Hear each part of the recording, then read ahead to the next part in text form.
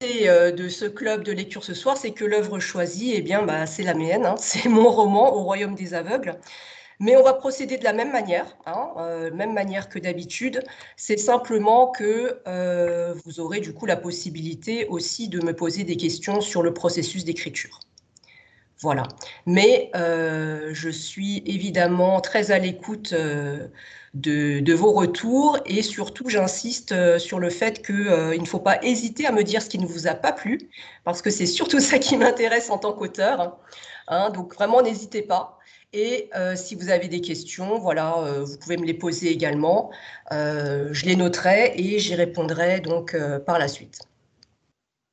Ça va, le principe est clair. Hein. Alors, on a d'autres personnes qui nous rejoignent. Bon.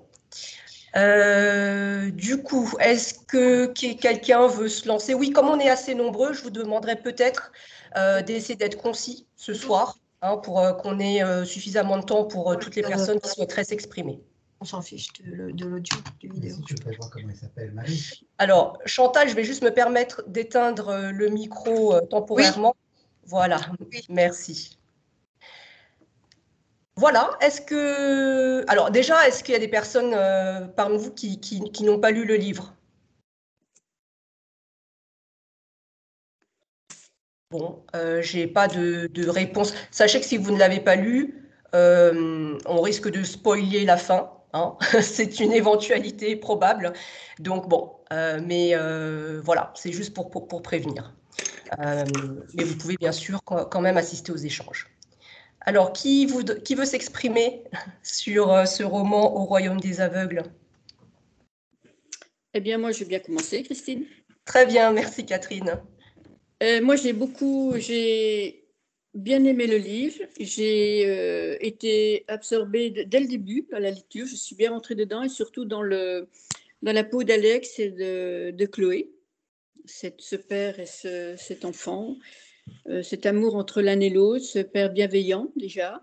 J'ai trouvé que c'était une description claire, authentique et bien détaillée sur les expatriés. C'est ça ce qui m'a le plus frappé dans ton livre, c'est que tu as vraiment détaillé tout. Je veux dire, les anomalies comment dirais-je, de l'éducation, la façon de surnoter les élèves, etc., etc. J'ai surtout aimé aussi la description de la ville de Shanghai. Je marche en même temps, j'avais l'impression d'être là-bas. Enfin, pour moi, je n'ai rien à dire, en tout cas, pas aucune critique, parce que d'abord, je ne sais pas écrire comme ça. Mais j'ai trouvé que les personnages étaient variés, diversifiés, et surtout une psychologie que tu as bien saisie dans le comportement des personnes entre les uns et les autres, la malveillance, la bienveillance, le mépris, la condescendance, souvent, parfois. Enfin, j'ai trouvé ça, moi, ça m'a plu et je me suis demandé si Alex n'était pas Christine à quelque part, s'il n'y avait pas un peu d'autobiographie dans ce récit, dans ce livre. Voilà, j'ai bien aimé, voilà. C'est tout. Franchement, j'ai bien aimé. Je ne dis pas ça mais je le dis sincèrement. Merci Catherine, merci. Je répondrai à la question, est-ce qu'il y a de l'autobiographie ou pas? Est-ce que tu es déjà allée à Shanghai, Catherine? Jamais. D'accord. Bon, ça Mais m'intéresse je voudrais rajouter, quand tu décris l'enseignement, tout ça, on voit bien que moi j'ai connu une professeure qui enseignait quand j'étais à Paris à la Sorbonne. Bon, ce que tu décris aujourd'hui, c'est toujours la même chose, quoi. On a l'impression que l'éducation, c'est un état dans un état et que on tourne en rond, quoi. Il n'y a jamais dégraissé le mammouth, comme l'a dit un jour Claude Allègre. Ça n'a jamais été bien dégraissé, quoi. Enfin, il semblerait qu'à ce jour, il y ait peut-être une petite avancée, je dis bien une petite avancée pour changer les choses. Mais ça, c'est un point d'interrogation. Oui, oui, oui. Très bien, merci Catherine. Quelqu'un d'autre? Oui, Fabienne? Bonsoir. Alors, moi, je tiens d'abord à te remercier parce que tu m'as fait... Moi, j'ai vécu 4 ans à Shanghai et je sais bien de quoi tu parles avec le LFS puisque mon fils y a été scolarisé, maltraité et harcelé par une enseignante. Donc, ce dont tu parles, j'en ai une idée très claire. Et en fait, cette expérience-là, moi, m'a privée en quelque sorte de la beauté de Shanghai, quoi. Il y a plein de trucs.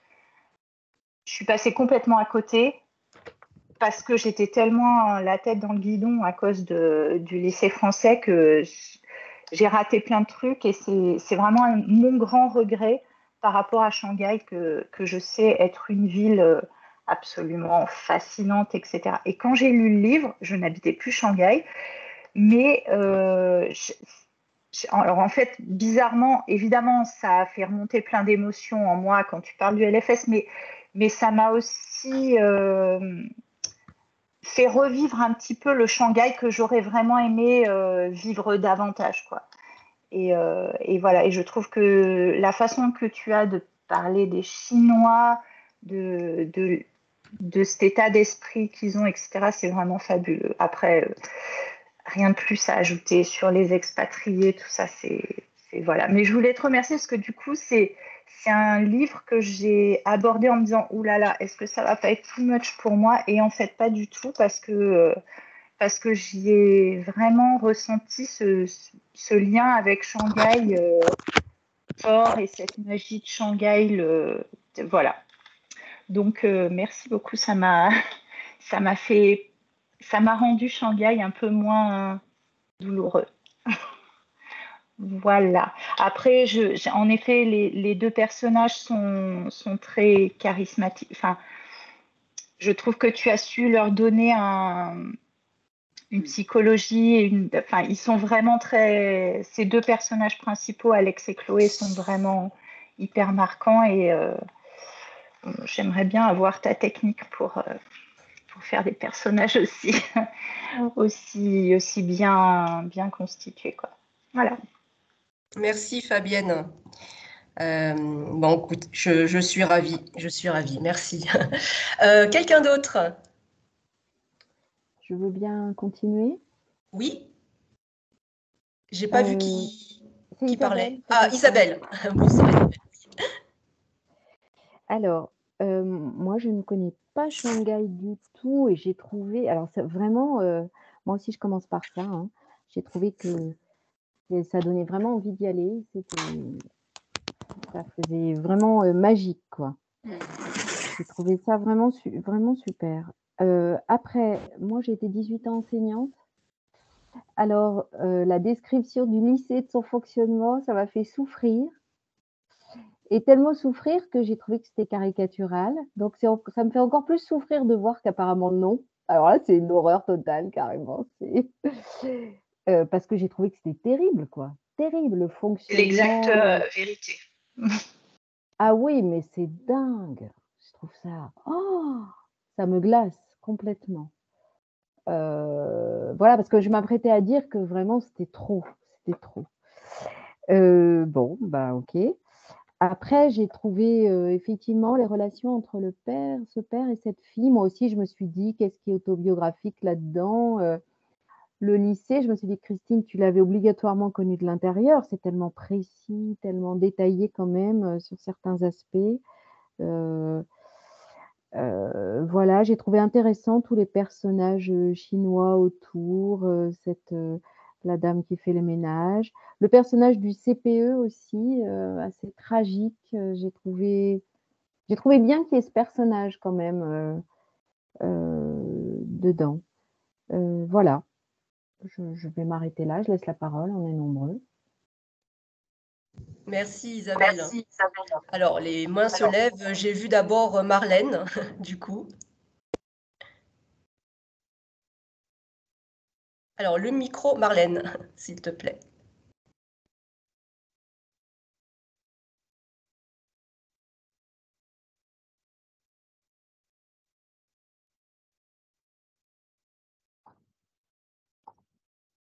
Marlène a disparu. Excuse-moi, je suis en train de batailler, je fais un petit peu n'importe quoi là. Ok. J'ai enlevé la vidéo, j'arrive plus à la remettre. Mais vous m'entendez? Oui, parfaitement.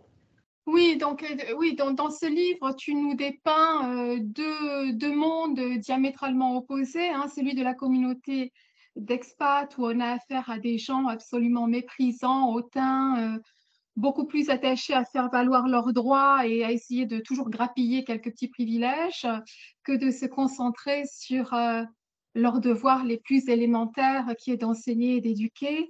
De l'autre côté, j'y vois des personnes beaucoup plus authentiques comme Alex, Chloé, François, des personnes bienveillantes, consciencieuses, courageuses, humaines. Et je trouvais que l'entrelacement des points de vue de tous ces personnages permet, comme dans un puzzle, en quelque sorte, d'aboutir au final à une vue d'ensemble de ce microcosme. Bon, c'est un tableau très sombre hein, que tu nous dresses, puisqu'il s'agit quand même de déviance sexuelle, de prostitution, de pédophilie même parfois et de suicide. Moi, je me suis demandé comment c'était possible que certaines personnes ne voient rien à ce point.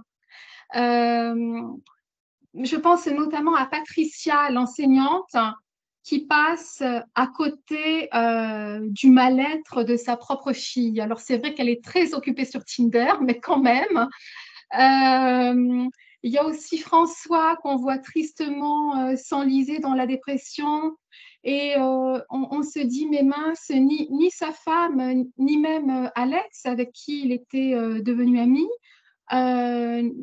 aucun ne sont parvenus à réaliser à quel point il allait mal et qu'il allait basculer vers la mort. Voilà. Donc, il y a une sorte de déni absolument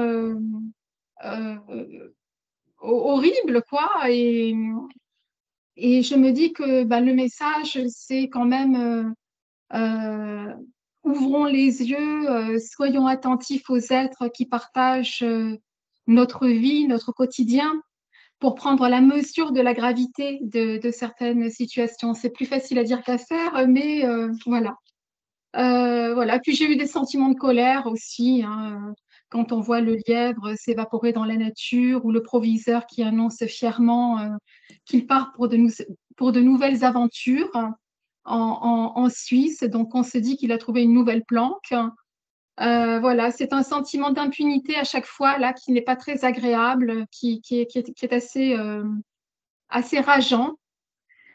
Mais j'ai trouvé que le livre se terminait par des notes d'espoir, notamment Alex et Chloé, lorsqu'on les voit arriver chez cette femme de ménage qui ne vit pas dans l'opulence, mais qui ouvre sa porte et son cœur.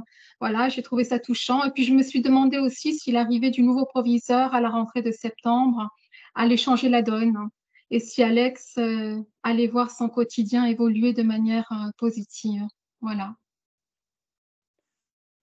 Merci Marlène. La question, parce qu'on souhaite quand même qu'il y ait de l'espoir suite à ça. Oui. Oui, d'accord. Merci pour ton intervention. On va écouter maintenant Anne-Lise. Oui, bonsoir. Vous m'entendez bien? Bonsoir, oui, parfaitement. Alors moi, j'ai beaucoup aimé ce livre. Je voulais vous dire que j'ai beaucoup aimé l'écriture. J'ai trouvé ça très délicat, très juste.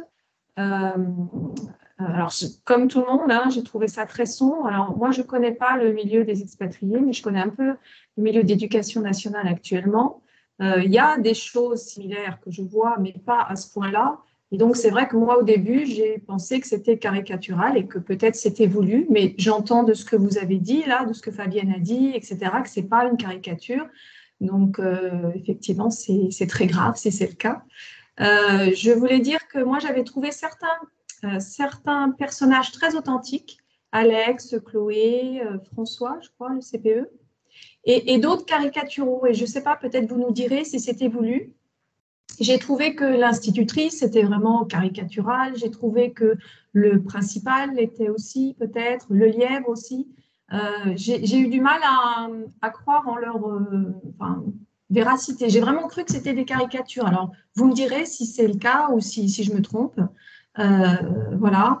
Sinon, j'ai vraiment beaucoup aimé le livre. J'ai beaucoup aimé, comme ce qui vient d'être dit, la fin, c'est-à-dire qu'on revient vers l'authentique à la fin, après avoir passé la crise où d'un seul coup, il se passe plein de choses terribles dans tous les sens, avec aussi l'arrivée des grands-parents, que j'ai trouvé un peu étonnante directement chez le principal. Là, j'avoue que j'étais un petit peu scotchée, mais peut-être c'est des choses qui arrivent. Ils ne savaient pas où étaient, de ce que j'ai compris, Chloé et François, donc c'était peut-être la seule façon pour eux de les atteindre.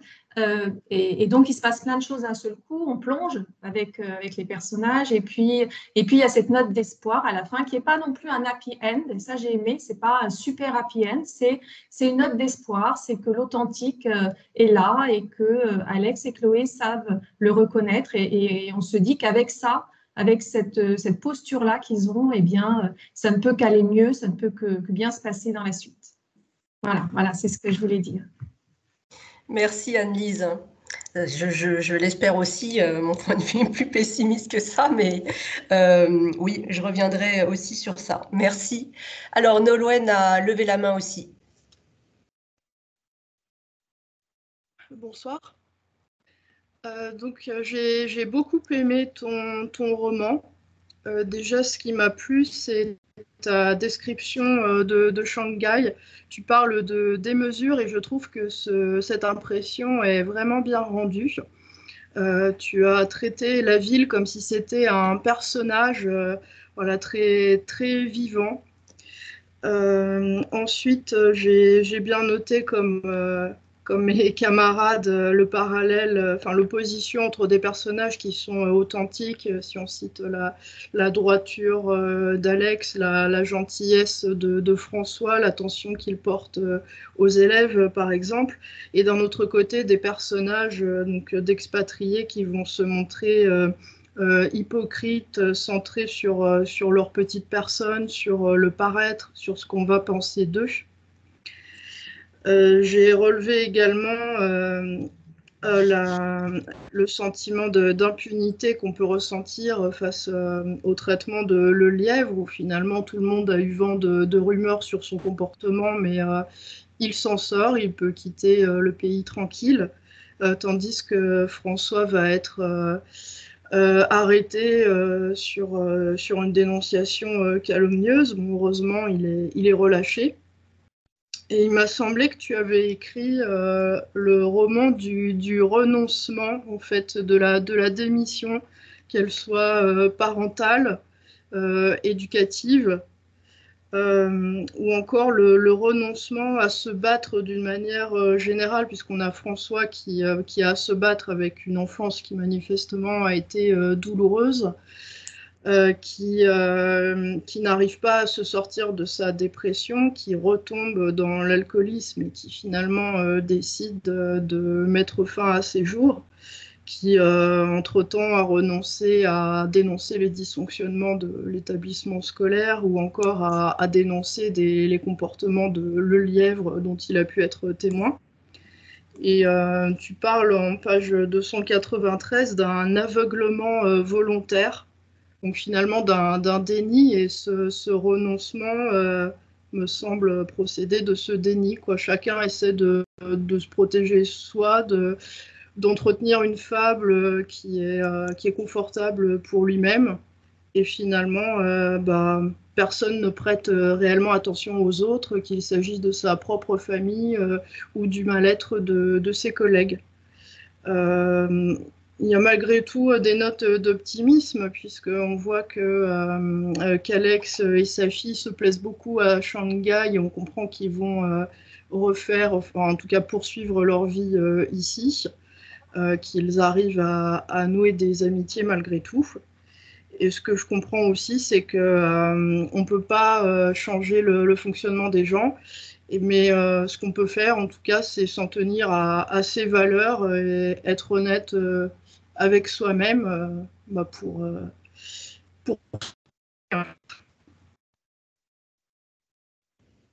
J'ai pas entendu la fin, Nolwenn, il y a eu un petit bug.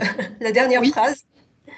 Je disais que la solution me semblait consister à s'en tenir à ses valeurs, en tout cas agir conformément à ses valeurs, être honnête par rapport à soi-même et à ses proches, puisqu'on ne peut pas changer grand-chose à l'état du monde, malheureusement. Voilà. D'accord. Merci beaucoup, Nolwenn. Merci. Je reviendrai aussi sur deux, trois points. Quelqu'un d'autre peut s'exprimer sur ce roman? N'hésitez pas. Alors, Véronique, oui.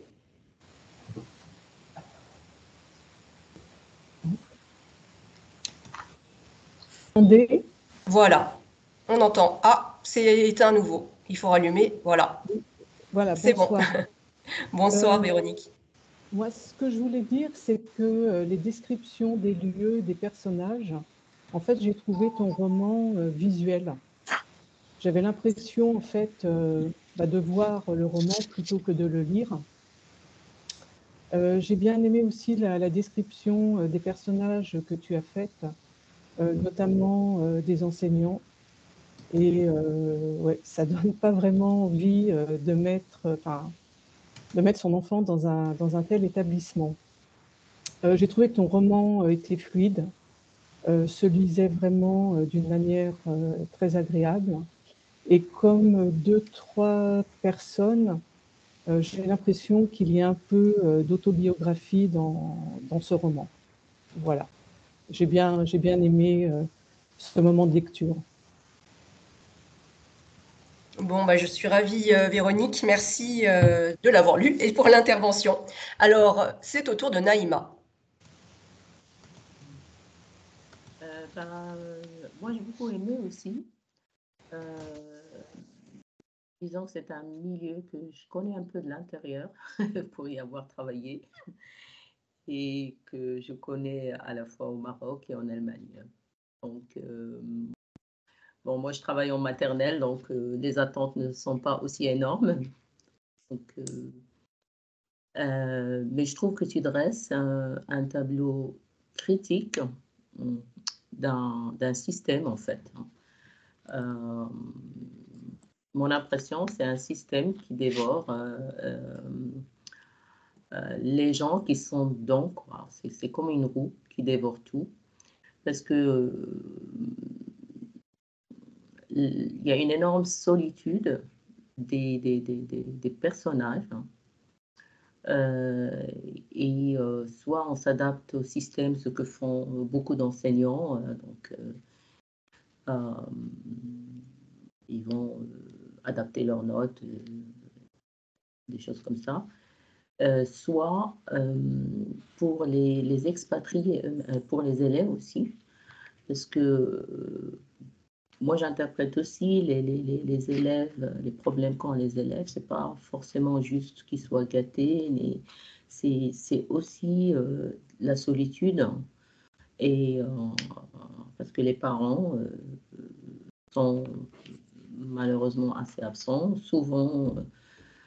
Soit ils ont des positions assez élevées, donc des managers, enfin moi je peux parler de l'Allemagne par exemple, c'est soit des managers dans des sociétés internationales ou alors dans des employés qui sont assez haut placés en fait dans la hiérarchie d'entreprises internationales ou françaises. Et donc les enfants, ils sont aussi seuls et donc ils cherchent à exprimer aussi le désir qu'on s'occupe d'eux d'une façon ou d'une autre. Donc pour moi c'est un petit peu ça aussi. Donc des parents démissionnaires, dans ton livre tu décris que les hommes sont, la majorité sont bien occupés, on les voit pas, ils sont pas très présents en fait, donc occupés par leur carrière, et les mamans, elles sont très seules. Et une chose aussi qui m'a fait sourire, c'est que justement, ce sont des expatriés qui sont dans d'autres cultures, mais qui ne présentent pas de désir de s'intégrer dans cette culture et qui a un petit peu de, excusez-moi pour les Françaises, un petit peu de chauvinisme chez certaines personnes. Je ne vais pas dire que c'est tout le monde, mais qu'on considère dans ce milieu que justement c'est tout à fait normal de vivre dans un pays. Enfin, moi je connais des gens qui habitent depuis 15 ans en Allemagne et qui ne parlent pas un mot d'allemand. Hein. Et donc, pour moi, c'est aussi une attitude par rapport à la culture haute. Et ça, je l'ai aussi retrouvé dans Roman Christine. Justement, cette attitude un petit peu au-dessus de tout le monde. Alors que le plus simple, bien sûr, je trouve même pour les femmes qui se sentent seules, si elles s'intégraient plus dans la culture, bon, ben, peut-être qu'il y a sûrement beaucoup plus de choses à apprendre que de rester entre soi. Donc, ça, donc pour moi, pour résumer, beaucoup de solitude, un système qui est très dur. On attend des enseignants qu'ils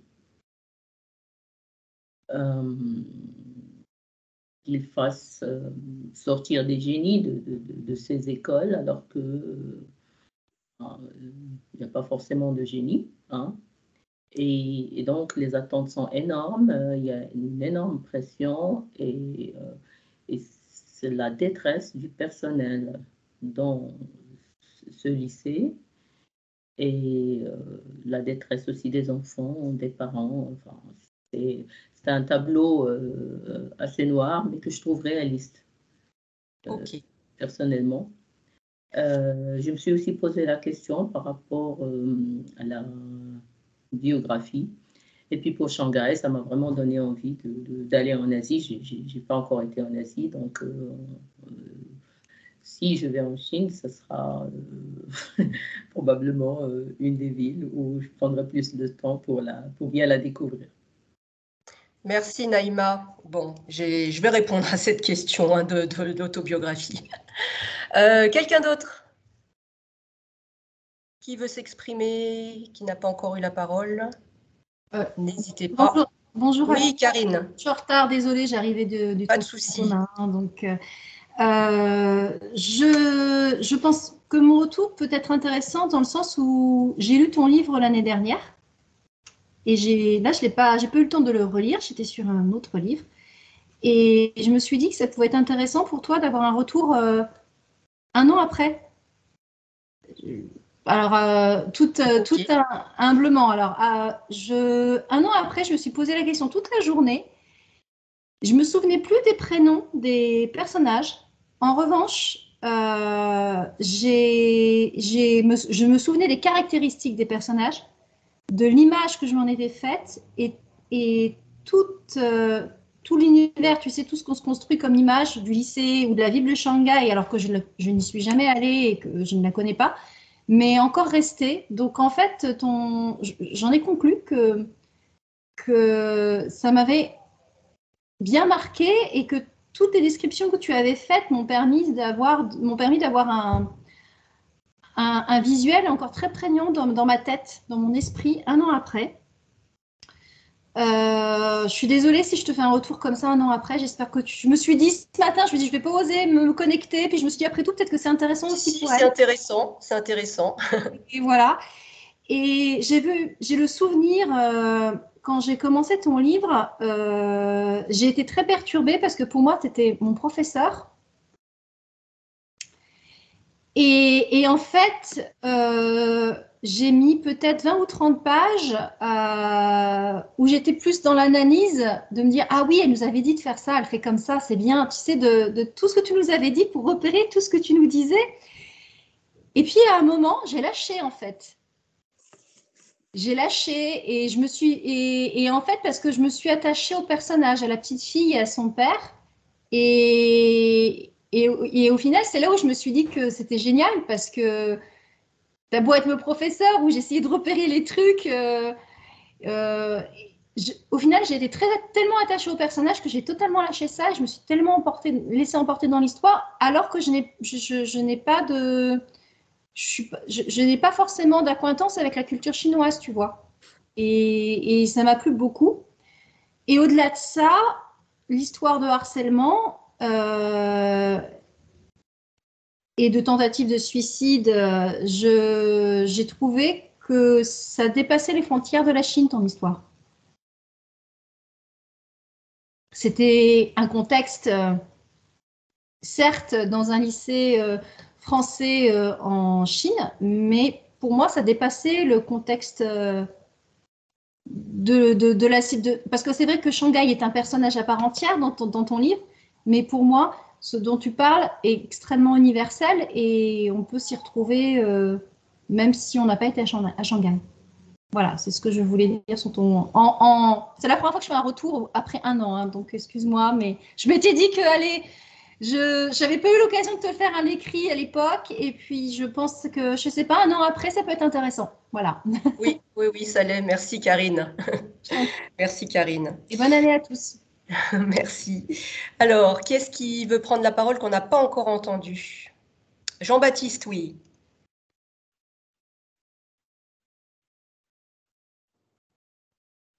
Oui, bonjour à tout le monde et bonne année, comme Karine.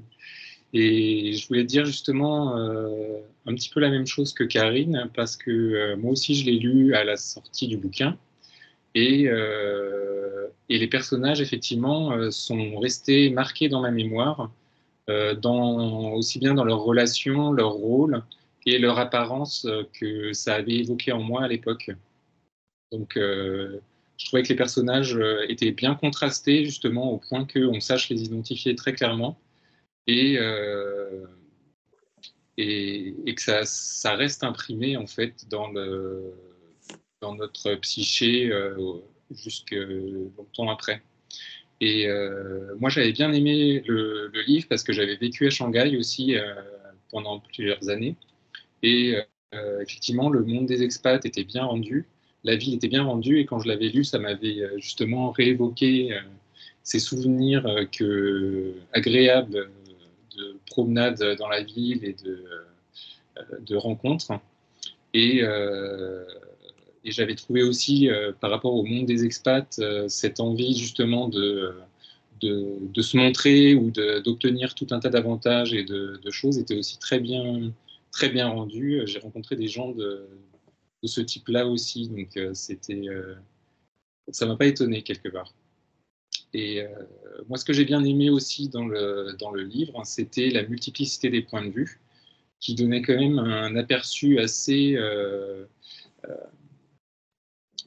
comment on dit,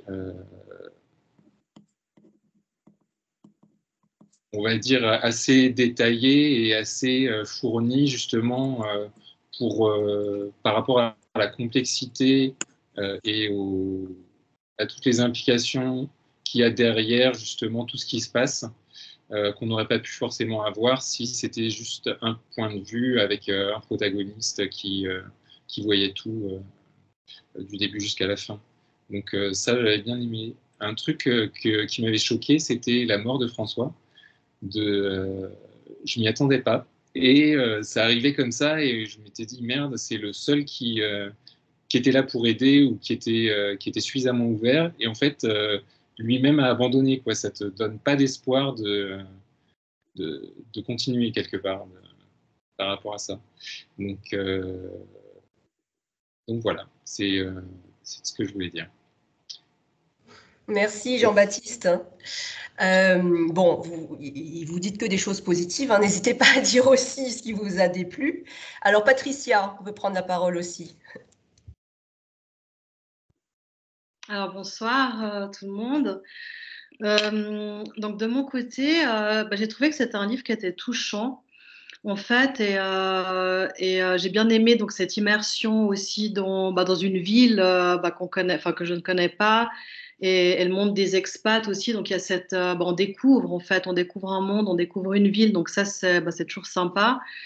Et après ce que j'ai trouvé, c'est que finalement c'était en fait un microcosme de la société, quoi, où on retrouve de la beauté, on retrouve comment on retrouve du drame, des choses terribles, des choses affreuses.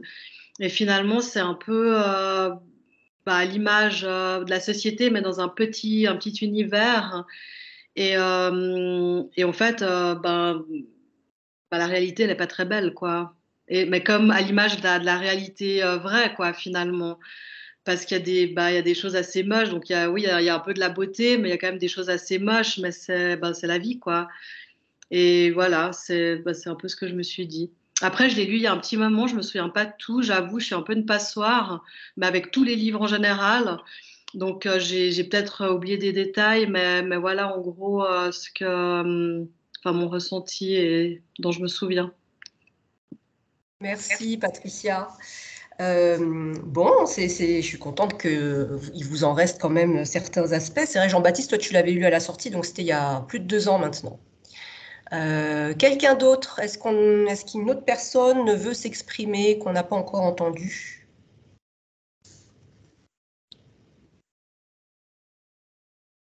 Non? Est-ce tout le monde? Bon, très bien. Alors, bon, moi, j'aurais voulu quand même entendre quelques critiques parce que c'est quand même ça qui aide l'écrivain à avancer, hein. Mais je vous remercie. Déjà, je vous remercie de l'avoir lu. Ça a une valeur inestimable, hein, pour l'auteur. Et donc, d'avoir pris le temps d'être là ce soir pour partager vos retours. Je vais répondre à deux, trois choses qui ont été dites. Et puis, si vous avez des questions, surtout, c'est surtout ça, hein, posez-moi vos questions, toutes sortes, notamment sur le processus d'écriture, si ça vous intéresse. Alors, est-ce que c'est autobiographique? Non. Et non, ce n'est pas autobiographique dans le sens où je ne suis pas Alex. Je ne suis pas un homme, je n'ai pas d'enfant, je ne suis pas parent. Je n'ai jamais été enseignante. J'enseigne l'écriture, hein, à des adultes, mais je n'ai jamais enseigné dans un établissement scolaire. En revanche, effectivement, j'ai travaillé dans ce lycée que j'ai voulu mettre sous la forme de fiction pour dénoncer un certain nombre de choses. J'ai travaillé comme bibliothécaire, voilà. Mais je n'étais pas en classe et les scènes où Alex est en classe et dans les conseils de classe m'ont posé beaucoup de difficultés pour rendre l'authenticité, voilà. Donc, je me suis bien sûr aidée de collègues. Je ne suis aucun des personnages, et à la fois, je suis tous mes personnages. Et c'est ça qui est intéressant et qu'il faut comprendre dans le travail de l'auteur, c'est que je suis un petit peu Alex dans ses idéaux, je suis un petit peu cette petite fille, hein. Je suis Xiaoma, la femme de ménage, complètement. Je suis François également. François, c'est pour moi le personnage dont je me sentais le plus proche. Faut croire que je suis aussi le lièvre, parce que c'est le personnage dont les répliques de dialogue me sont venues comme ça, un seul jet à chaque fois. Alors, je ne me l'explique pas, mais voilà, donc il faut croire que je suis aussi le lièvre. Je suis Mia, ça c'est sûr. Voilà, donc en fait, l'auteur, il met de lui dans ce qu'il écrit, sans pour autant que ce soit autobiographique. Voilà. C'est-à-dire que ce qu'on transmet dans son écriture, c'est évidemment des idées, des opinions, des expériences, des leçons qu'on a envie de partager avec son lecteur, sans pour autant les avoir forcément vécues. Voilà. Maintenant, effectivement, et c'est là où c'est assez glaçant, tous les faits sont véridiques. Et les collègues du lycée qui ont lu ce livre, et ils sont peu nombreux parce que le livre a été boycotté par les personnes du lycée français, m'ont dit, mais franchement, tu as eu la main légère, tu aurais pu en mettre 10 fois plus. Donc vous voyez, pour le côté caricatural, c'est là où ça fait peur. C'est que les personnes qui l'ont vécu disent, franchement, tu as été sympa. Alors que pour quelqu'un d'extérieur, les retours que j'ai, c'est effectivement, mais ça fait peur.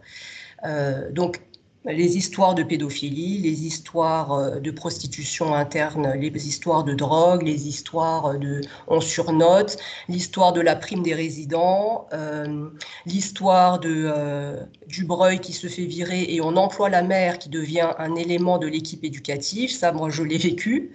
Bon, voilà, c'était tout ça que je voulais dénoncer. Et ce qui est intéressant, qui est revenu plusieurs fois chez vous, c'est le mot on a les personnages authentiques et on a les personnages hypocrites. C'est intéressant parce que pour moi, ils sont tous authentiques. C'est-à-dire que même les plus abjects, ils sont authentiques. Alors, on a envie de croire que bien sûr, ils sont capables de mieux, mais pour moi, ce n'était pas l'opposition entre l'authenticité et l'hypocrisie.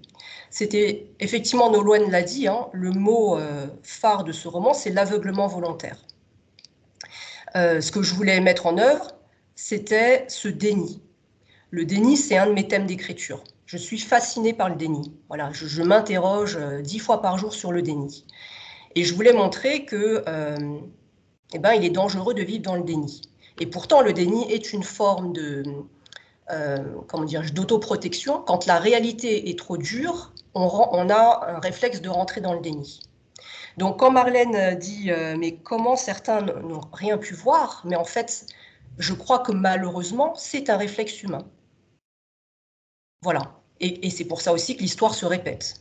Hein. Les pires atrocités arrivent et ça se répète. Parce que c'est un réflexe de se dire « mais là, c'est tellement horrible que mon réflexe de protection, c'est de rentrer dans le déni. » Voilà. Et à titre personnel, comme je suis vraiment fascinée par cette notion-là, j'essaye moi-même de ne pas rentrer dans le déni. Et je ne sais pas si j'y arrive tout le temps. Mais en tout cas, voilà. Et puis j'observe, je m'amuse à observer. Ah bah tiens, aller rentrer dans le déni parce que c'est trop violent d'accepter que son enfant est une pourriture. Voilà, des choses comme ça. Donc pour moi, ce n'était pas l'opposition authenticité-hypocrisie, c'était vraiment cette opposition entre l'aveuglement volontaire et le courage d'essayer de se confronter à la réalité, aussi violente soit-elle. Et l'autre retour qui m'interpelle aussi, c'est certains personnages étaient caricaturaux, donc c'était la remarque d'Anis qui a été faite par d'autres lecteurs hein, qui ne sont pas là ce soir.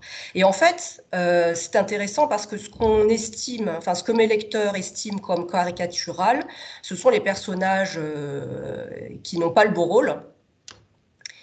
Et en fait, quand moi je l'ai relu, mon propre roman pour préparer ce club de lecture, ben, figurez-vous que je les ai tous trouvés caricaturaux. C'est-à-dire que même Alex et Chloé et Xiaoma, qui ont le beau rôle, je me suis dit, j'ai envie de les retravailler pour les rendre un peu moins caricaturaux, eux aussi. Voilà. C'est-à-dire que, bon, Alex, il est un peu trop parfait, quoi. Voilà, donc ça, c'était intéressant. Alors,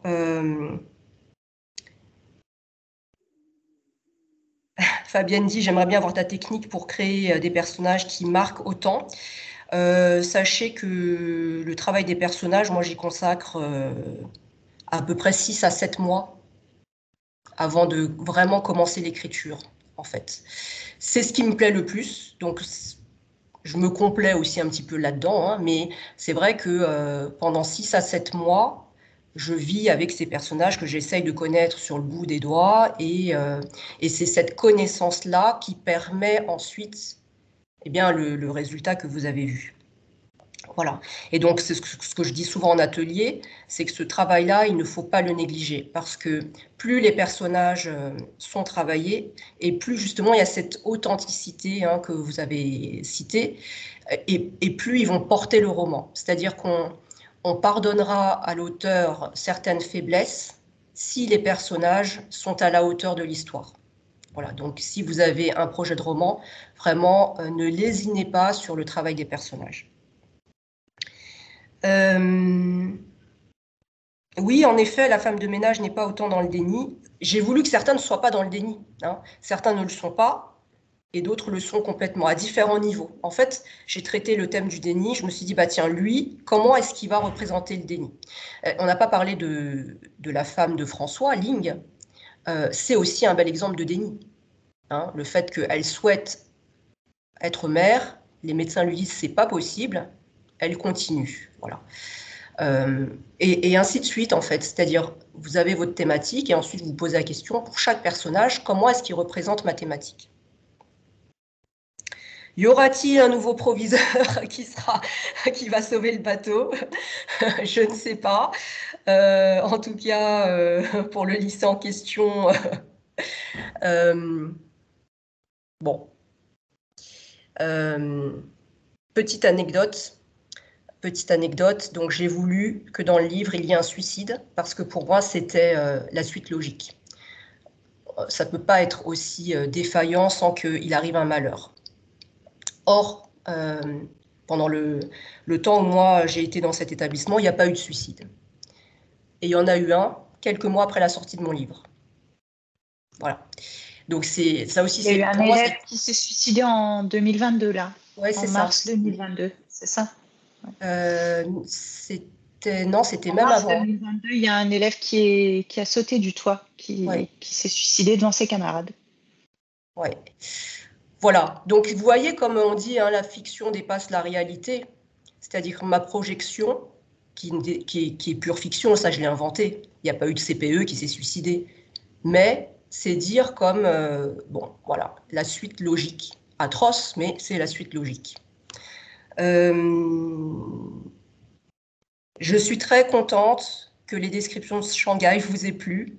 Ça, c'était vraiment le pari à relever pour moi. Paris, j'y mettais tellement d'enjeux.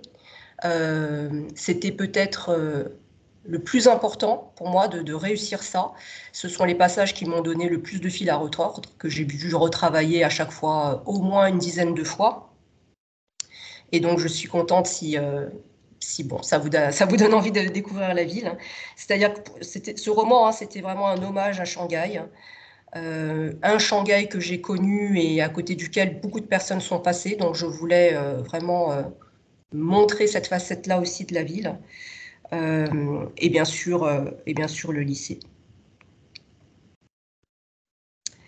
Oui, Naïma dit qu'elle connaît ça de l'intérieur. J'ai eu des retours aussi d'autres lecteurs qui travaillent dans lycées étrangers en Espagne, en Afrique, plusieurs pays, Côte d'Ivoire, Nigeria, Europe de l'Est, je ne me souviens plus quel pays.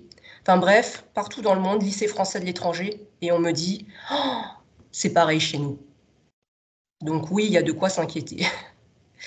Voilà, est-ce qu'il y a des questions? Jean-Baptiste, oui. Oui, moi j'ai deux questions en fait. Une par rapport à ce que tu as dit sur les personnages que tu avais tous trouvés caricaturaux. Et je me demandais, qu'est-ce qui rend les personnages caricaturaux à tes yeux en fait? Tu nous as déjà dit que Alex était un peu trop parfait, et les autres. Chloé, je trouve que, bon, donc comme je l'ai dit, hein, moi j'ai pas d'enfant, et j'avais aussi le personnage de Chloé, c'était difficile pour moi à écrire. J'avais peur que ça sonne faux, voilà. Je me sentais pas proche de ce personnage, pas du tout. Bon, visiblement, c'est un personnage qui plaît, donc c'est bien. Je la trouve un peu trop parfaite. Le personnage de Xiaoma, la femme de ménage qui est très importante pour moi, chaque fois qu'elle apparaît, je trouve que c'est mélo, on tombe dans le mélo. Voilà, ça m'a frappé cette fois-ci et ça ne m'a pas frappé pendant les 9 versions que j'ai écrites de ce roman. C'est ça qui est terrible, hein. On relit son propre texte 2 ans après et on se dit mince, pour vous dire, j'ai relevé plus de 150 passages que je voudrais retravailler. Hein, et voilà, donc c'est sans fin, quoi, l'écriture. Oui. Alors, je vois qu'il y a des messages dans le chat. Je vais juste lire rapidement s'il y a des questions. Et Jean-Baptiste, tu avais une deuxième question. Oui, j'avais une deuxième question. C'était par rapport à pourquoi tu as choisi François pour le suicide? Alors, par rapport à son histoire, c'était toute une construction, François, hein. Son alcoolisme qui ne nous est pas révélé tout de suite, ça m'est venu après, par exemple. Et il ne devait pas mourir à l'origine, François. Ça fait partie de ces épiphanies qu'on a parfois quand on travaille sur un roman. C'est-à-dire que François, moi, c'était mon personnage préféré, à tel point qu'à un moment, je me suis dit, je vais en faire le personnage principal. Voilà. J'ai eu cette hésitation, je me suis dit, en fait, c'est pas Alex, c'est François le personnage principal. Mais j'étais trop attachée à lui et je manquais de distance. Et en fait, à un moment donné, je me souviens très bien de ce moment, repas de famille, ça m'est tombé dessus. Je m'ai dit, mais en fait, il faut qu'il meure. Voilà, parfois, ça arrive, hein, on travaille sur un roman et puis voilà, il manque. Et bam, il faut qu'il meure. Il faut qu'il meure. C'est logique par rapport à ce qu'il vit. Voilà, c'est pour moi, vu le profil psychologique, vu que c'est le personnage qui est dans la galère depuis plus de 10 ans, c'était logique. Donc, en fait, tu t'étais pas dit avant cette épiphanie par rapport au repas de famille qu'il allait y avoir un suicide ou quoi que ce soit, c'était à ce moment-là? Ah, d'accord. Non. Et d'ailleurs, pour vous révéler vraiment les coulisses, jusqu'à la version 5, il ne mourrait pas. Jusqu'à la version 5, en fait, c'était une scène très bizarre que mes bêta-lecteurs me disaient « mais là, on comprend pas, quoi. On comprend pas ton truc, là. » Et parce qu'en fait, je tergiversais, quoi. Il y avait un truc comme ça. Donc, il ne mourrait pas, mais il y avait un truc, on comprenait pas, là. Mais pourquoi il fait quoi, là, en fait? Et puis, bon, bah, du coup, je me suis dit « bah non, en fait, il faut qu'il meure. Il faut qu'il meure. » Mais j'ai eu du mal à le tuer. Et donc, c'est à la version 5 que je dis « bon, allez, ok. Il va mourir. » Et en sachant que les versions 6 à 9, c'était vraiment de la réécriture, du peaufinage. À partir de la version 5, l'histoire, elle était figée. Mais vous voyez, il y a eu quand même plusieurs versions avant d'arriver à ça. Et de la même manière que pour Chloé, il y avait tout un développement qui était ultra compliqué, dont j'arrivais pas à me dépatouiller. Et en fait, j'ai tout enlevé. Et c'était... Voilà, on n'en avait pas besoin, quoi. Et ça, c'est arrivé aussi à la version 5. Oui, question de Naïma. Moi, je m'attendais à un suicide, mais je m'attendais au suicide de l'élève Dubreuil. Donc, ah bon? Oui. Donc, ah non, les méchants, ils ont la peau dure. Ils meurent pas, les méchants. Je m'étais dit, bon, il y a une escalation qui va aller, et puis le jour où il va se rendre compte que peut-être des malheurs qu'il est capable de faire, qu'il va craquer. Et puis, il n'a pas de soutien réel derrière, parce que les parents ne sont pas vraiment là. Donc, il n'y a personne pour l'attraper. Donc, moi, je m'attendais plutôt au suicide d'un enfant. Oui, alors maintenant que tu mentionnes ça, c'est vrai qu'à un moment donné, je me suis posé la question pour Mia plutôt. Est-ce que ce ne serait pas Mia qui, elle, pour le coup, a un profil suicidaire, hein, a un profil d'autodestruction, mais non, parce que je voulais aussi qu'on ne le sente pas venir. Non, pour Mia, moi aussi, je m'étais dit c'est la première piste, mais je l'ai vite écartée parce que ce serait trop gros, en fait. Ça serait trop vite annoncé, il n'y aurait pas d'effet surprise, en fait, pour Mia. Donc, par contre, pour Dubreuil, le fort, celui qui harcèle, c'est lui qui va quand même craquer. C'était la première idée. Et puis, pour François, en fait, pour Alex, sa fille et François, assez longtemps au début, je les percevais, ce sont les bons. Et puis, j'étais presque contente que François avait ce problème d'alcoolisme, qu'il devenait un petit peu gris. Vous voyez ce que je veux dire? Qu'il soit pas si parfait. Hein? Et donc, à ce niveau-là, en lisant, je me rappelle des conseils que tu donnais tu donnes dans les ateliers d'écriture. Je me disais, bon, soit ce sera des problèmes très graves dans le couple, mais j'ai été vraiment surprise par l'alcoolisme et je me suis dit, oui, en fait, c'est effectivement une très bonne idée pour que ce personnage est aussi... et puis ça colle, l'alcoolisme, ça colle avec le fait qu'il a dû subir et cacher, et enfin, j'ai trouvé ça très cohérent comme personnage. Quand tu décris sa faiblesse, quoi, quand tu montres sa faiblesse, c'est vraiment fait de façon très bonne. J'ai beaucoup aimé le personnage de Mia. Oui. Anne-Lise a aussi une question, une réaction. Oui, moi, j'aimerais que vous m'expliquiez que j'ai dit tout à l'heure, c'est-à-dire l'arrivée des beaux-parents. Je n'ai pas compris, c'est arrivé d'un seul coup. Il y a eu il y a vraiment d'un seul coup plein de choses qui se passent. Hein, donc voilà, il y a le CPE qui se suicide, il y a le lièvre, donc Chloé qui est en danger. Enfin, il se passe plein de choses. Et puis, cerise sur le gâteau, j'ai envie de dire, d'un seul coup, ces beaux-parents qui débarquent et on se dit, oh là là, même la relation père-fille est en danger parce que peut-être que... Et j'ai pas compris, j'ai trouvé ça un peu too much, si je puis me permettre. Et j'ai pas... En plus, après, s'évacuer très vite, en fait, puisqu'après, bon, il réfléchit, il laisse quand même Chloé voir ses grands-parents, puis oups, il repart, les grands-parents. Donc, ça, j'ai pas compris, en fait. Quelle était l'idée derrière tout ça et pourquoi vous avez rajouté cet épisode-là? Oui, bah en fait, c'est exactement ça, mais de ce que je comprends, c'est que c'est pas entièrement réussi. C'était effectivement de charger encore la mule et de dire, oh là là, c'est pas encore fini pour lui. C'est ça, c'était d'ajouter un nouveau twist. Hein, c'est ce qu'on appelle un twist, c'est-à-dire encore un retournement de situation qui peut être... Là, c'est pure fiction aussi, hein, pure fiction, pure invention de ma part. En fait, c'était une scène qui arrivait beaucoup plus tôt dans le roman, à l'origine. Et peut-être que... Enfin, j'ai voulu la garder, je l'ai déplacée à la fin. Alors justement, je vous disais, à propos de Chloé, il y avait tout un développement très compliqué et finalement, je l'ai abandonné. Ben, en fait, ça en faisait partie. Ça en faisait partie. Ce sont les bribes restantes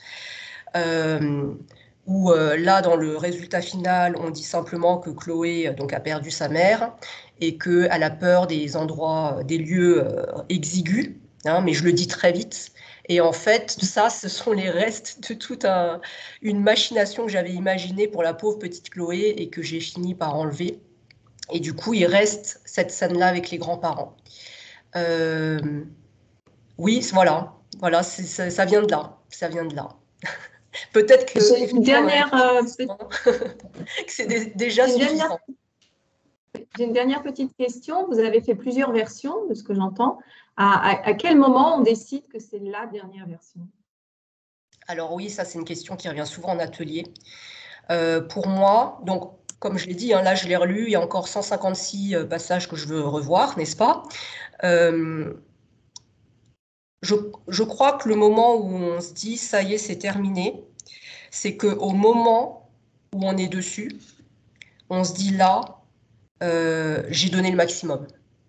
Là, vraiment, j'ai donné le maximum. Je voudrais encore l'améliorer que, à ce moment précis, par rapport aux compétences qui sont les miennes, je ne peux pas aller plus loin. Voilà. Et certainement que c'est pas parfait, mais en tout cas, voilà, le 1er février 2021, je me suis dit, ça y est, c'est terminé. Et là, on est 11 janvier 2024, et voilà, il y a des choses que je perçois, que je ne percevais pas à l'époque. C'est pour ça que je dis aussi à mes participants d'atelier, ne vous impatientez pas, l'écrivain que vous êtes aujourd'hui, il ne sera pas le même dans 3 mois, 6 mois, 1 an. Voilà. Et vraiment, c'est ça, c'est-à-dire que pour moi, c'est là, ça y est, j'ai tout donné, et voilà, je ne sais pas ce que je peux encore changer. En sachant qu'on passe aussi par... une fois qu'on a une version où on se dit, bon, bah là, c'est lisible, j'en ai pas honte. Le manuscrit a été lu par 5 personnes qui m'ont fait des retours. Et là, c'était reparti, quoi. Hein. Là, c'était reparti pour 3-4 mois de travail. Et ensuite, donc à ce moment-là, j'étais arrivée à la version 5. Et ensuite, j'ai encore fait, c'était pas prévu comme ça, mais 4 autres versions, parce qu'à chaque fois que je relisais, je me disais, là, la langue, elle est encore trop pauvre. Là, il faut retravailler les descriptions. Là, tel dialogue, ça va pas, etc. Voilà. Oui, Solène, qu'on n'a pas encore entendu. Avec plaisir, Anne-Lise. J'ai fait ma timide, il y avait trop de monde. Alors moi, je rejoins ce qu'a dit la dame juste avant moi. J'ai pas le prénom, excusez-moi. C'est Anne-Lise, oui. Je suis tout à fait d'accord. C'est vrai que moi, les grands-parents, ça m'a beaucoup surpris aussi. Alors moi, je suis, on va dire, maman. D'ailleurs, vous avez dû voir mon fils là qui a passé la tête. Et mon point de vue, c'est de me dire quand on fait autant de kilomètres, quand on traverse les océans pour aller chercher un enfant, moi, en tant que maman et avec l'amour d'un enfant chevillé au corps, j'ai du mal à croire qu'on puisse repartir aussi vite. Je pense que c'était ça, moi, qui m'imaginais. C'est les grands-parents viennent, pourquoi pas? À la limite qu'ils soient venus, je pense que c'est pas ça qui m'a surpris le plus. Ce qui m'a surpris le plus, c'est qu'ils soient repartis aussi vite avec tous les kilomètres qu'ils ont fait et l'amour chevillé au corps qu'ils avaient dû avoir pour cette petite fille pour faire autant de kilomètres. Et je pense que c'est ça où moi, je me suis dit, moi, j'aurais pas réagi comme ça, je serais pas repartie aussi vite. Ou alors, j'aurais fait un deal, voilà. Enfin, ça n'aurait pas fait un aller-retour comme ça. Voilà, je pense que c'est ça, moi, qui m'a le plus surprise. Et après, du coup, je crois qu'il y a une dame qui a dit ça aussi par rapport au lycée, de dire qu'on pouvait transposer l'histoire. Effectivement, on peut la transposer partout. Alors moi, je ne connais pas du tout Shanghai, je ne connais pas du tout l'univers de l'enseignement, je ne suis pas du tout là-dedans. Par contre, je suis maman d'élèves et sans que ce soit aussi effectivement énorme, parce que là, c'est quand même énorme ce qui se passe. J'allais dire la baisse du niveau, la médiocrité du niveau scolaire, moi, ça, je le ressens en tant que maman d'enfant dans un collège français, où effectivement, je me rends compte qu'on demande de lire des livres aux enfants, ils ne les lisent pas, alors pas mon fils, je précise, mais voilà, alors on nous dit à la réunion de rentrée, oh, c'est pas grave s'ils finissent pas les livres, parce que bon, maintenant, comme les enfants, ils n'arrivent plus à se concentrer sur la lecture, alors moi, j'ai les bras qui me tombent le long du corps.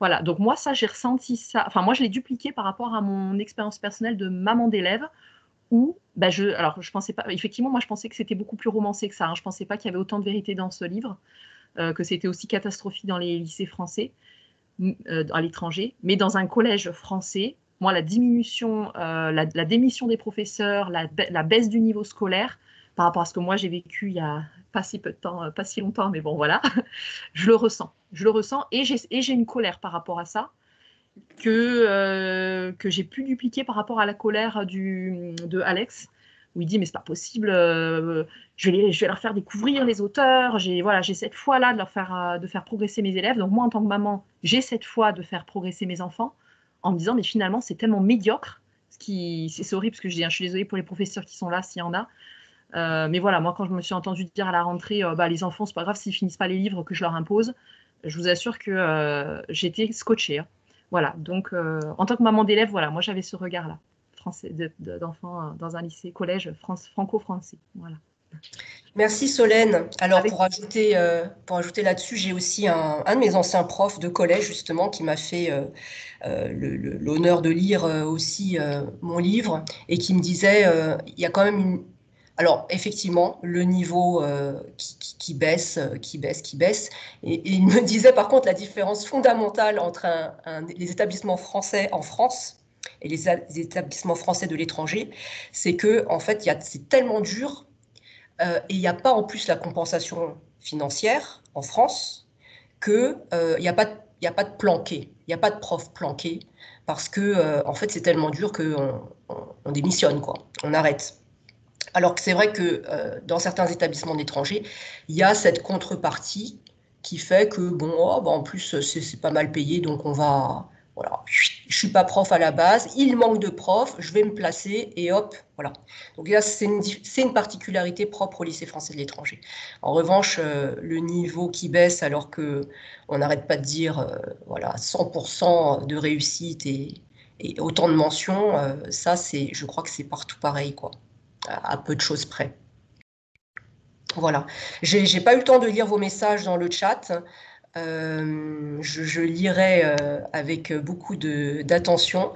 Est-ce qu'il y a, l'heure est déjà dépassée, mais si vous avez encore un peu de temps, est-ce qu'il y a d'autres questions de tout ordre sur l'écriture, sur le contenu du livre? Oui, alors Fabienne? Oui. Moi, j'ai une question quand même qui me tarote, c'est la réception des gens à Shanghai, pas forcément les gens du lycée français, mais les gens que tu connaissais à Shanghai, comment ils ont perçu ce livre? Je suis assez curieuse j'ai une petite idée de la réponse et en même temps, oui. Voilà, parce que moi, je l'ai conseillé à plusieurs personnes que je connais, et notamment une maman qui a eu son fils qui a eu de gros soucis, qu'elle a retiré elle aussi du lycée français. J'ai jamais pu avoir un retour. Elle m'a jamais fait de retour. Je ne sais même pas si elle l'a lu. Elle a fui le sujet. Voilà. Oui. Je vais répondre à ta question, Fabienne, mais il y a une question que je voulais te poser depuis le début, et là, maintenant, ça me vient, c'est comment toi, tu as eu connaissance de ce roman? Alors, eh bien, en fait, je cherchais des ateliers d'écriture quand je suis arrivée au Canada, en fait. Quand on a quitté Shanghai, on est venu ensuite ici au Canada. Je voulais écrire, je voulais commencer à écrire et j'ai cherché des ateliers d'écriture. Je pense qu'il y a un truc qui est paramétré dans dans mon ordinateur qui a fait que du coup, Shanghai, etc., tu as dû apparaître comme ça parce que voilà, c'est les lois d'Internet. Voilà, les algorithmes sont. Et du coup, et je ne suis pas tout de suite tombée sur le roman, en fait. J'ai parcouru le site Internet, je cherchais des ateliers d'écriture, en fait. Et puis après, j'ai lu ta bio et là, j'ai vu le roman. Et évidemment, quand j'ai vu le sujet, je me suis dit, j'ai hésité à lire parce que je me suis dit, bon, je connais déjà tout ça et enfin, est-ce que ça va vraiment m'apporter quelque chose? Est-ce qu'il ne vaut pas mieux que je passe à autre chose, etc. Puis finalement, je me suis dit non, c'est important, il faut que tu le lises. Voilà. D'accord, donc c'était d'abord les ateliers d'écriture. C'est d'abord les ateliers d'écriture. Alors, pour répondre à la question, comment le livre a été reçu, alors moi, très naïvement, très naïvement, je savais que ça allait déplaire à un certain nombre de personnes, hein, ça bien sûr, je le savais. Mais très naïvement, j'ai pensé que le petit groupe donc de cette équipe éducative dont je faisais partie et qui essayait de se battre un petit peu pour que les choses changent, je pensais que ce groupe-là, en tout cas, allait me soutenir. Et en fait, ça a été tout l'inverse. C'est-à-dire que ceux qui ont été les plus virulents et qui m'ont complètement fermé la porte et qui ne veulent plus entendre parler de moi et qui étaient des amis, ça a été eux qui ont été les plus durs. Et donc, comment je l'explique? Eh bien, très simplement, c'est ce qu'on appelle l'omerta. C'est-à-dire que tant qu'on est entre nous, en vase clos, on peut critiquer, on peut parler de ses problèmes. C'est pas un souci, donc on en parle. Hein, on refait pas le monde, mais ça fait du bien de se défouler d'en parler.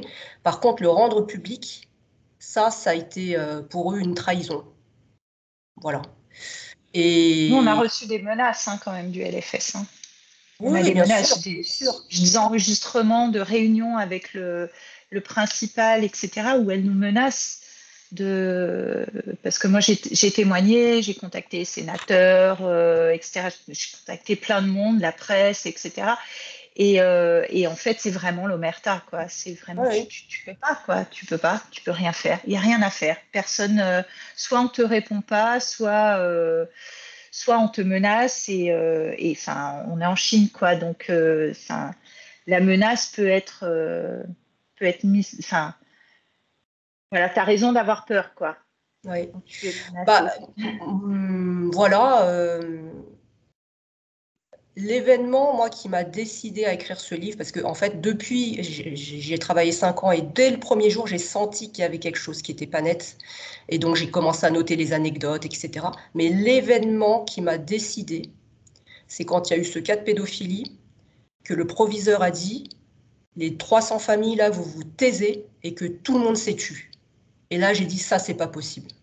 Comment des parents, on leur dit taisez-vous, c'est pas arrivé avec votre enfant, mais il faut pas en parler parce qu'on va avoir des problèmes, eh bien tout le monde se tait.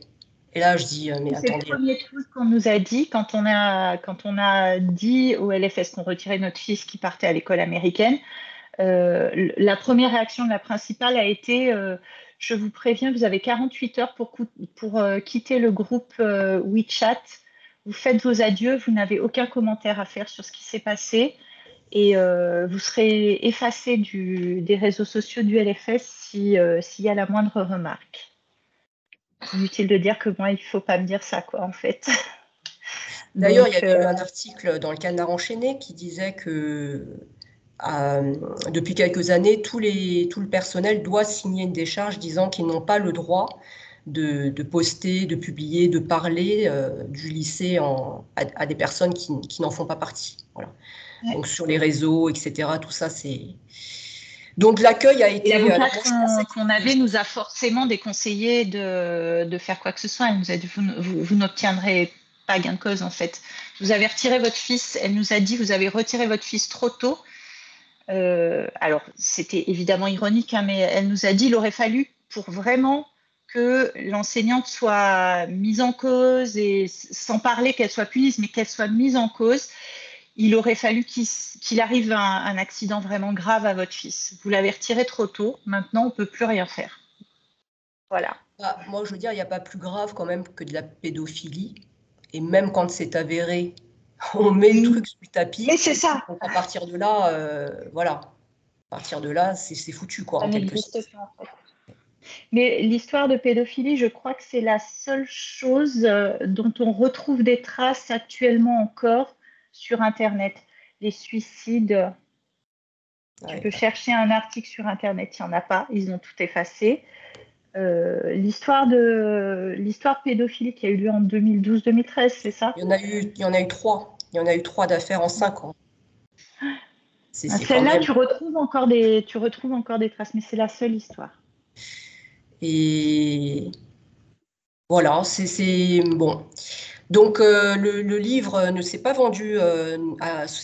bien vendu à Shanghai, alors que je pensais que le gros de mon lectorat se trouverait là-bas, et en fait non, parce qu'on continue de fermer les yeux, n'est-ce pas, hein, l'aveuglement volontaire.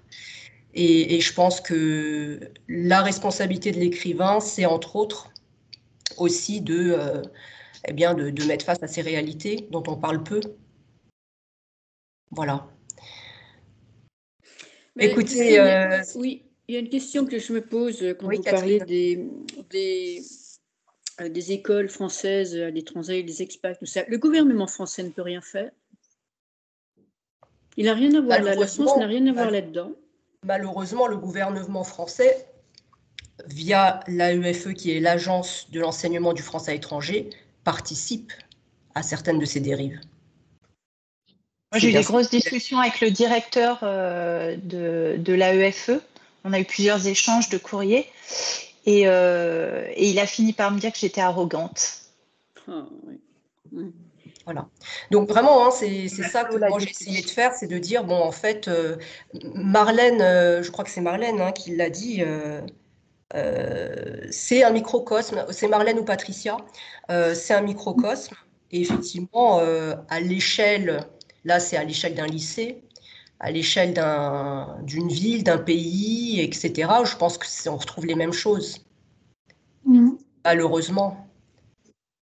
Voilà, et donc c'est de ne pas oublier, que nous avons nos petites vies d'individus, mais qu'il y a aussi des choses qui se passent, et que peut-être voilà, d'ouvrir les yeux un peu plus souvent.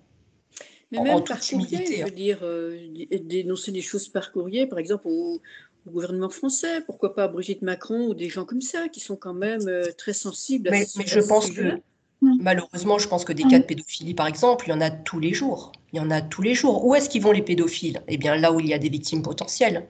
Donc, statistiquement, ça on ne le sait pas, chaque établissement scolaire, dans son histoire, aura au moins le passage d'un pédophile. Statistiquement, c'est sûr. Voilà. Et donc, c'est sûr, ça fait partie de ces réalités. On se dit non, moi j'ai des enfants, du coup je préfère ne pas. Tu vois, je ferme les yeux parce que ça, si j'y pense, j'en dors plus. C'est vrai, c'est vrai. Et donc moi je comprends aussi cette réaction de repli. C'est juste que c'est dangereux. Et voilà. Donc, sans noircir trop le tableau, ce sont quand même des réalités. J'aimerais juste intervenir par rapport aux politiciens. C'est que, en fait, moi je travaille dans une agence AFE, enfin dans une école, et on est intéressant tant qu'il y a une période électorale. Après, ça ne les intéresse plus, franchement. C'est la réalité. Hein. Et c'est triste à dire. Bon, nous, on n'a pas, enfin, on est maternelle, pas de cas de pédophilie ni des choses comme ça, mais il y a eu un moment où on a eu besoin de soutien politique, justement, parce que la maternelle devait être transformée en kindergarten, donc allemand, donc plus d'enseignement, donc un système pour lequel nous, on n'était pas. Et on a fait appel aux politiciens. Alors, on en a eu plein qui étaient venus. C'était en période préélectorale. Mais après, rien. C'est plus rien passé. Le problème s'est résolu par d'autres voies, mais les politiciens n'ont pas apporté de solution. Je suis désolée de...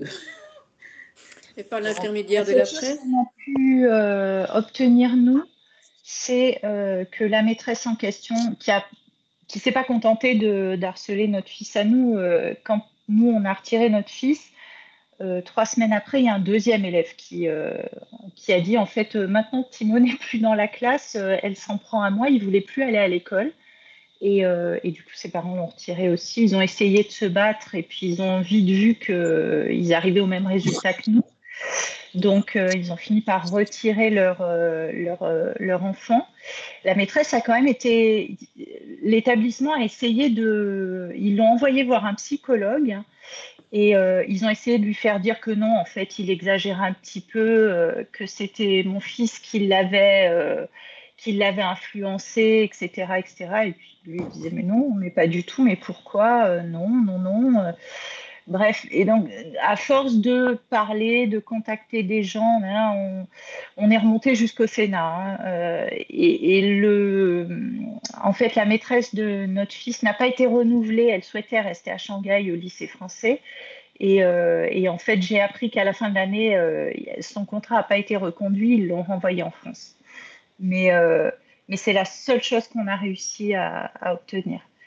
Mais elle est allée en France, en région parisienne, dans une maternelle, où les enfants ne parleront pas, comme ça elle peut faire ce qu'elle veut, c'est merveilleux. Voilà.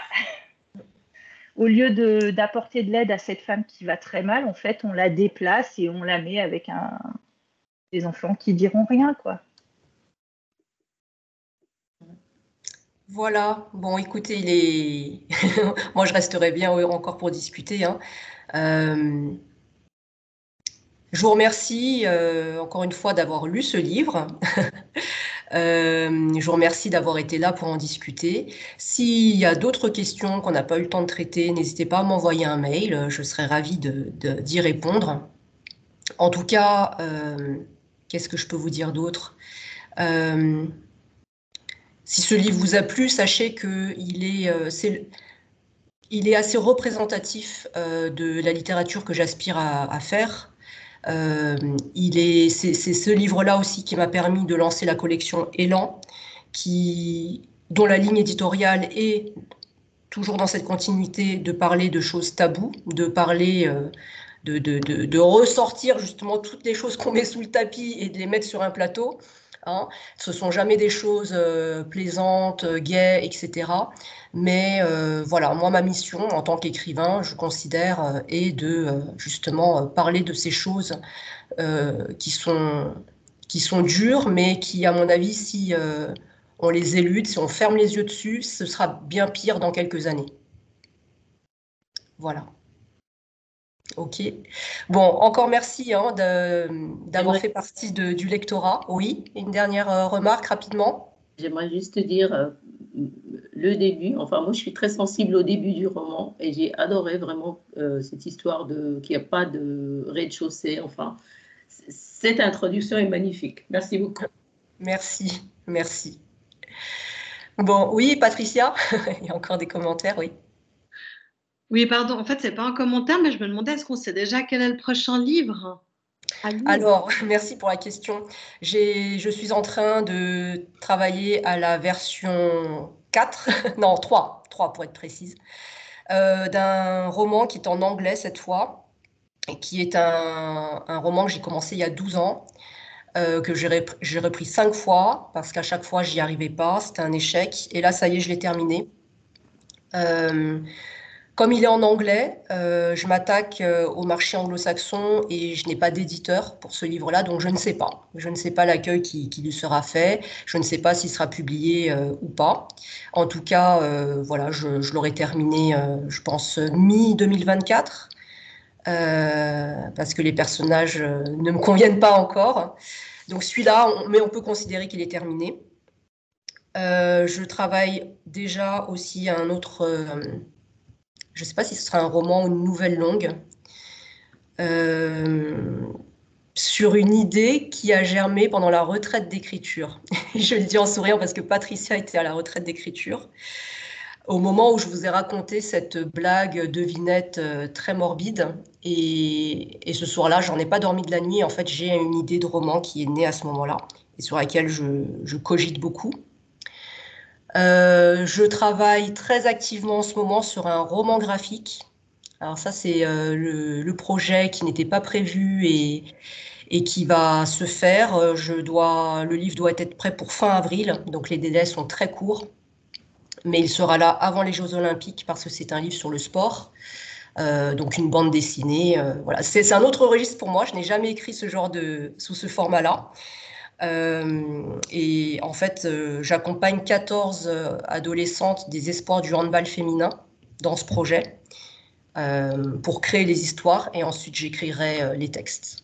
Voilà, donc il y a tout ça. Hein. Je vais relancer la collection Élan. Enfin, il y a plein de choses qui se passent. Et vous serez bien évidemment tenu informé via la newsletter. Et combien de temps tu passes par jour, tu consacres dans une journée à l'écriture? C'est assez variable. Ça peut être entre un quart d'heure pour les journées où je dois me consacrer entièrement à d'autres choses, telles que les ateliers d'écriture, la relecture de manuscrits, etc. Donc, j'essaye de faire au moins un quart d'heure sur mes propres projets. Donc, j'écris 2-3 phrases comme ça à la volée. Jusqu'à quand je me mets en mode voilà, machine à écrire, là, je finalise un projet, ça peut aller jusqu'à 5 heures par jour. Donc, vous voyez, c'est très variable. J'essaye, pour la routine et la discipline, de faire quand même au moins 1h30 par jour. Voilà. D'accord. En sachant qu'aujourd'hui, j'ai la chance, mon activité principale, ce sont les ateliers d'écriture, et tout le reste du temps, je peux le consacrer à l'écriture, ce qui n'a pas toujours été le cas. Justement, mes 2 premiers livres, je les ai écrits, j'avais un emploi salarié, voilà. Donc, je n'ai pas toujours fait ce que je fais aujourd'hui, mais progressivement, j'ai pu arriver à cet aboutissement-là, que sont les ateliers d'écriture et la publication de mes livres. Donc, tu vis de l'ensemble de... Oui, d'accord, ok. Aujourd'hui, d'accord, ok. Oui, tout à fait. Très bien, c'est bien. D'autres questions? Si vous avez du temps, hein, on peut rester. Oui, Solène. Oui, du coup, je l'ai mise dans le chat. Alors, comme je me disais, est-ce que tu vas réécrire, comme tu disais que tu avais vu 150 passages à retravailler, tu vas les réécrire et tu vas rééditer le bouquin ou... Alors, je vais effectivement renvoyer une version corrigée à mon éditeur. Mais pour le moment, on n'a pas écoulé le précédent tirage, donc tant qu'il n'est pas écoulé, on ne réédite pas. Mais effectivement, si à un moment donné, il y a retirage, il pourra prendre en compte. Alors, ce sont des petites modifications. Il y a 3 pages, par contre, que j'ai trouvées affreusement mal écrites, où là, j'y suis allée, voilà, j'ai réécrit. Après, c'est vraiment de l'ajustement, c'est au lieu d'un pronom, de remplacer par le prénom, de déplacer une virgule, de couper des phrases. Voilà, c'est vraiment des petits ajustements, mais il y en a effectivement 156. Et donc, si à un moment donné, on a l'opportunité de retirer, oui, il y aura une nouvelle version. Mais grosso modo, ce sera le même livre. Ce sera le même livre. Alors, le prochain livre que nous avons à lire? Ah, bonne question, j'ai failli oublier. Alors, pour les fidèles du club de lecture, et pour ceux qui, j'espère, nous rejoindront fidèlement, hein, notamment Chantal, j'ai été ravie d'accueillir. Alors, pour 2024, j'ai décidé qu'on allait lire que des auteurs nobélisés, donc des auteurs qui ont reçu le prix Nobel de littérature. Alors, je vais choisir les plus abordables, ne vous inquiétez pas. Vous savez, hein, ma valeur d'exigence fait que, voilà, justement, moi, je veux tirer vers le haut. Et je me suis dit, c'est pas mal, les prix Nobel de littérature. Maintenant, il y en a quand même un paquet. Et donc, on va pouvoir s'amuser. Donc, j'ai choisi pour le mois bah là, vous allez recevoir le mail demain. Ah oui, j'ai 2 annonces à vous faire. J'ai choisi José Saramago, donc un auteur portugais. On n'en voit pas souvent. Je me suis dit que c'est sympa de commencer avec un auteur portugais. Et on va rester avec les aveugles, puisque le titre du roman s'appelle L'aveuglement. Donc, c'est L'aveuglement de José Saramago, qui, je crois, a été publié en 95, si je ne dis pas de bêtises. Donc, c'est assez récent hein, comme roman. Non, pardon, 95. Non, il a reçu le Nobel en 98. 95, il a reçu le prix national. Et L'aveuglement, donc ça doit être plus ancien que ça. Bref, j'espère que ça vous plaira. L'autre annonce que je voulais vous faire, c'est qu'on va changer de mode de fonctionnement. Désormais, les titres seront annoncés, il y aura les replays seront mis en ligne sur une plateforme. Et donc, vous allez recevoir demain un mail qui va vous demander de vous inscrire voilà, sur notre site pour rejoindre cette plateforme. D'accord, parfait. C'est très simple, hein, ne vous inquiétez pas. Mais comme ça, voilà, je pourrais aussi partager des articles avec vous. Enfin, ce sera beaucoup plus, comment dirais-je, plus pratique, plus riche aussi. Mais quand on veut? Oui. D'accord. Oui, oui. Oui, oui. Excuse-moi, Christine, j'ai déconnecté. Il y a un changement, là j'ai juste... Oui, mais vous allez recevoir un mail demain, tout sera expliqué, donc ne vous inquiétez pas. Moi, je voulais juste prendre la parole un instant. Je suis Chantal. Voilà. Oui, Chantal. J'ai bien pris la petite nouvelle du soir. Je ne suis pas intervenue parce que je n'ai pas eu le temps de lire le livre puisque j'ai découvert votre atelier il y a quelques jours. Et voilà, mais je suis très très contente. J'ai mis un mot pour dire que j'allais bien sûr le lire maintenant que vous en avez parlé, puis aussi tous les participants, et que je serai présente la prochaine fois, et puis sans doute à un atelier d'écriture prochainement aussi. Parce que, voilà, c'est aussi les ateliers la recherche d'un nouvel atelier d'écriture qui m'a amenée jusqu'à vous, et je suis très contente. Bah, c'est parfait. Merci beaucoup, Chantal. À la prochaine. Bientôt, donc. À la prochaine. Oui.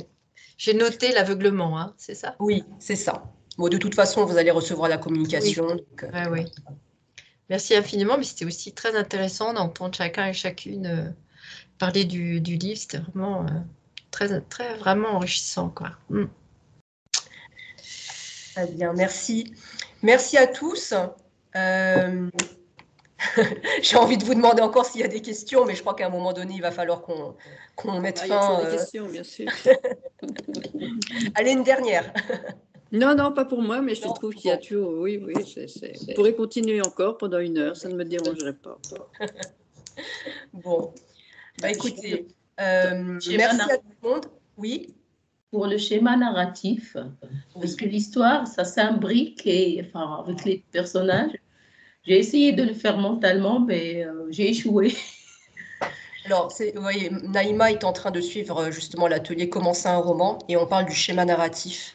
Et effectivement, quand je vous dis que si vous multipliez le nombre de personnages, ça vous contraint à créer autant d'arcs narratifs.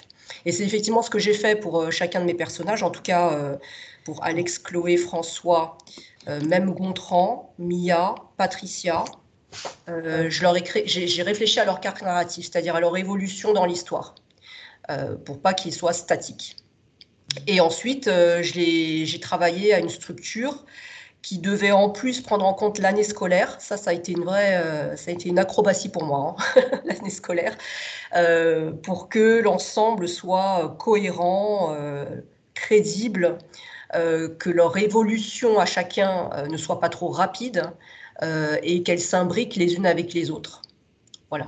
Mais c'était acrobatique, mais je me suis beaucoup amusée. Enfin, moi, j'aime faire ce genre de choses. Donc, voilà, c'était un des plaisirs dans ce roman-là. Merci. Bon, bah, merci à tout le monde hein, d'avoir été présent, encore une fois. Je vous dis à bientôt, j'espère, nombreux aussi, pour la suite de notre club de lecture. Donc, rendez-vous, j'ai noté le 8 février. Donc, ça nous laisse 4 semaines pour lire L'aveuglement de Saramago. 8 février, toujours un jeudi. Et voilà, je vous souhaite un bon début d'année, beaucoup de lecture, beaucoup d'écriture pour ceux qui écrivent. Et je vous dis à tous, à bientôt. À bientôt, merci. À bientôt, bonne soirée. Merci. À bientôt. Au revoir.